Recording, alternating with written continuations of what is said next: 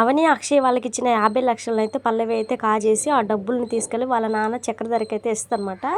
ఆ విషయం పల్లవి వాళ్ళమ్మ రాజేశ్వరికైతే తెలీదు. అయితే పల్లవి మీద డౌట్‌తో రాజేశ్వరినైతే కనుక్కుంటూ ఉంటదనమాట అవని. అసలు ఇవాల్టి ఎపిసోడ్‌లో ఏం జరిగింది? ఆవిడ ఏం చెప్పింది? అనేది చెప్తాను ఫ్రెండ్స్. అవని అయితే ఆలోచిస్తూ ఉంటదనమాట. భరత్ దగ్గర దొరికిన డబ్బు దొంగతనం చేయలేదని తేలిపోయింది. మరి పోయిన డబ్బు ఎవరు కొట్టేశారా అని ఆలోచిస్తూ ఉంటది. 100% మన ఇంట్లో వాళ్ళు ఆ డబ్బుని కాజేశారు కన్నయ్య. వాళ్ళు డబ్బుల్ని నొక్కేసి దాన్ని నా పైకి, నా తమ్ముడి పైకి వచ్చేటట్టుగా ప్లాన్ చేశారని చెప్పేసి కమల్‌తో చెప్తూ ఉంటదనమాట. ఇక ఆ మాటకి కమల్ అయితే నిన్ను టార్గెట్ చేశారంటే అక్షయ్ అన్నయ్య అలాంటి పని చేయడు. మన ఇంట్లో నువ్వంటే పడింది పల్లవి, శ్రేయ వదినలు మాత్రమే. అంటే వాళ్ళిద్దరిలో ఎవరో ఒకరు అయ్యుంటారని చెప్పేసి అంటాడు. అనుమానించడం వేరు, నిజం తెలుసుకోవడం వేరు కన్నయ్య. నిజం తెలుసుకోకుండా వాళ్ళే చేశారని చెప్పలేం కదా అని చెప్పేసి అవని అయితే అనగానే, నీకెవరిపైన అనుమానం ఉందా చెప్పు వదిన అని చెప్పేసి వాళ్ళ డొక్క తీసి డోలు కడతా అని చెప్పేసి కమల్ అయితే అనగానే, ఇక అవని అయితే నువ్వు ఇలా ఆవేశపడతావని పల్లవి మీద డౌట్ ఉన్నా నీకు చెప్పలేకపోతున్నాను కన్నయ్య అని చెప్పేసి తనలో తను మనసులో అనుకుంటూ ఉంటుందన్నమాట. నీకు ఎలాంటి హెల్ప్ కావాలన్నా చేస్తాను వదిన. నీ మీద పడ్డ నిందను చెరిపేయడానికి ఏం చేయడానికైనా నేను సిద్ధమే వదిన అని చెప్పేసి కమల్ అయితే చెప్పగానే, నా పైన మీ అన్నయ్యకి నమ్మకం లేకపోయినా నీకు ఉంది థ్యాంక్స్ కన్నయ్య.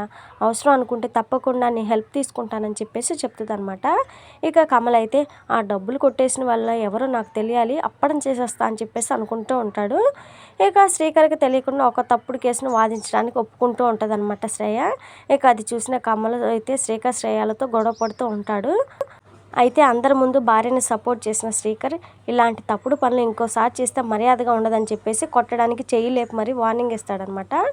ఇక తర్వాత అవని అయితే బయటికి వెళ్ళగానే ఇక ఆమెకి పల్లవి వాళ్ళమ్మ రాజేశ్వరి అయితే కనిపిస్తుంది అనమాట. నువ్వు కోరుకున్నట్లుగా మళ్ళీ అందరూ మీ ఇంటికి వచ్చేసారు. మీరంతా కలిసి ఉండడం నాకు చాలా సంతోషంగా ఉందమ్మా. అందరూ బాగున్నట్టే కదా అని చెప్పేసి అడుగుతూ ఉంటుందన్నమాట. ఏం బాగుంటాం పిన్ని, ఏదో ఒక సమస్యలు వస్తూనే ఉన్నాయి. ఇంట్లో పరిస్థితులు ఏం బాగోలేదు పిన్ని, ఎవరు సంతోషంగా లేరు అని చెప్పేసి అవని అయితే చెప్పగానే, అయ్యో మళ్ళీ ఏం జరిగిందమ్మా అని చెప్పేసి ఇక రాజేశ్వరి అయితే అడుగుతుందనమాట. ఏం జరిగినా కూడా దానికి కారణం ఒకే ఒక్కరు. మీ కూతురు ఎలాంటిది అనేది మీకు కొద్దిగా మాత్రమే తెలుసు, నాకు మొత్తం తెలుసు. ఇది కూడా పల్లవి వల్ల వచ్చిన సమస్యే. అది నిరూపించడానికి నా దగ్గర ఆధారం లేదు.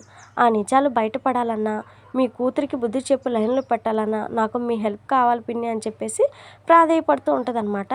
ఇక రాజేశ్వరి అయితే, పల్లవి నా కూతురు అన్న స్వార్థంతో నీకు అన్యాయం జరుగుతుంటే నేను చూస్తూ ఊరుకోలేనమ్మా. నీకేం కావాలో చెప్పు, నాకు చేతనైన సాయం చేస్తానని చెప్పేసి చెప్పగానే కవని అయితే ఇంట్లో జరిగిన మొత్తం చెప్తుందనమాట. ఇక రాజేశ్వరి అయితే ఇంటికి వచ్చి మొత్తం వెతుకుతూ ఉంటుంది. ఇక ఆమెకైతే డబ్బు ఉన్న బ్రీఫ్ కేస్ అయితే ఒకటి కనిపించగానే ఇక వెంటనే అవనీకైతే ఫోన్ చేస్తానమాట. రా అవని రా, మీ బాబాయ్ గారు ఎప్పుడు అంత మొత్తంలో డబ్బులు ఇంట్లో పెట్టరు. నిన్న పల్లవి ఇంటికి వచ్చి వాళ్ళ నాన్నతో మాట్లాడి నన్ను కలవకుండానే వెళ్ళిపోయింది. పల్లవి వచ్చిందా అని ఆయన అడిగితే రాలేదని చెప్పారు. నువ్వు చెప్పిన దాన్ని బట్టి చూస్తే మీ ఇంట్లో పోయిన డబ్బు మా పల్లవే తెచ్చి ఆయనకి ఇచ్చింది. అందుకే నీకు కాల్ చేశాను.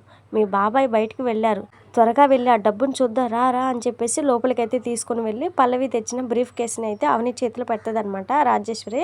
నేను డబ్బులు తీసుకొచ్చిన సూట్ కేసు ఇదే పిన్ని అని చెప్పేసి అవని అయితే అనగానే, ఒకే రకం సూట్ కేసులు చాలా ఉండొచ్చు కదా, ఒక్కసారి ఓపెన్ చేసి డబ్బులు ఉన్నాయో లేదో చూస్తే క్లారిటీ వచ్చేస్తుంది కదమ్మా అని చెప్పేసి రాజేశ్వరి అయితే అంటది. సరే అని చెప్పేసి అవని సూట్ కేసుని అయితే ఓపెన్ చేసి చూస్తుంది అనమాట.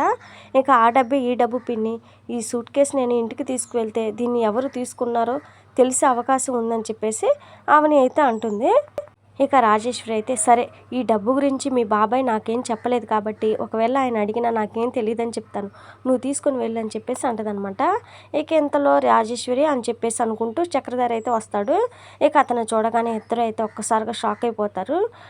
మీ బాబాయ్ వచ్చేసారమ్మా, నువ్వు వెళ్ళారా అని చెప్పేసి అవనీనైతే దాచిపెడతాది అనమాట రాజేశ్వరి. మీ బాబాయ్ని ఏదో ఒకటి చెప్పి మేనేజ్ చేస్తాను, నువ్వు ఇక్కడే ఉండని చెప్పేసి ఇక రాజేశ్వరి అయితే చెప్తుంది అనమాట.